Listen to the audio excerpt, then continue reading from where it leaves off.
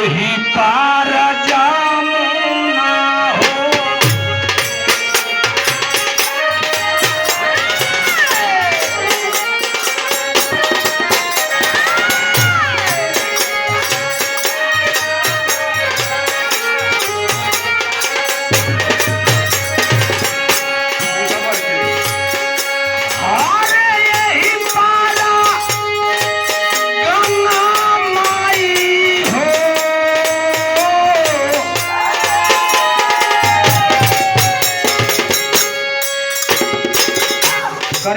हाथ ना बिगाड़ी खैर मुर्मू के लिहाजा रखे के बाद 89-90 से चलत रही, लेकिन अमरनाथ कसम खा ले कि जब तक जान रही तब तक भजन होगी।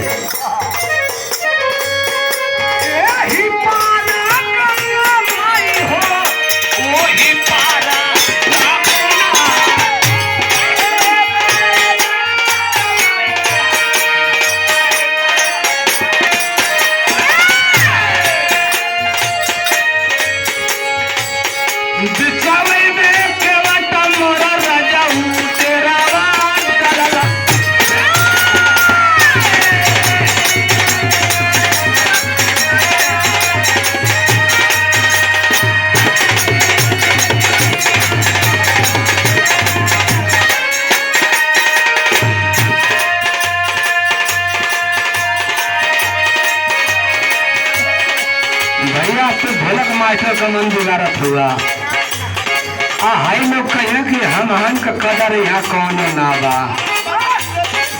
एक रात तो हरी बजवाई पर दिखाई कर दिया पलगी करवा खड़ा होके माई हमार। यहाँ प्यार वाली बात बड़ी नीक बात बताओ थी, खराब बात ना।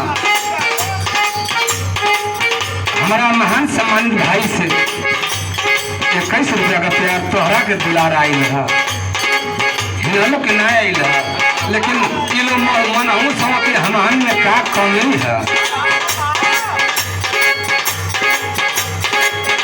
माई हमर मरले दिया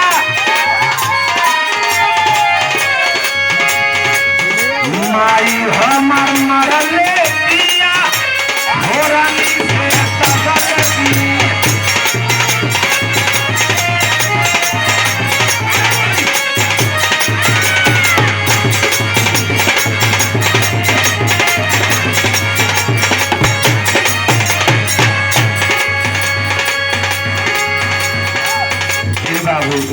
इस समाज गंदा हो गई केहू के बेटा केहू के बेटी कब कहाँ का कह दी है कौन कर गारंटी नहीं थे।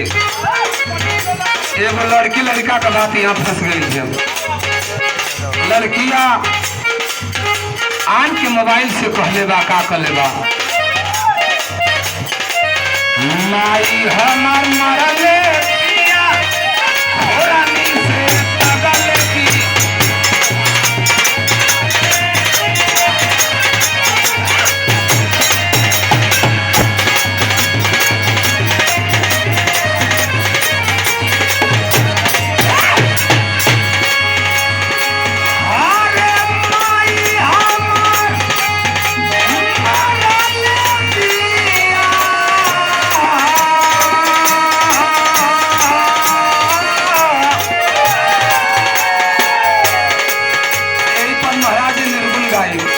बड़ी बढ़िया निर्गुण गाई, अब ही शायद कहीं केहू के सुने के ना मिलल होई।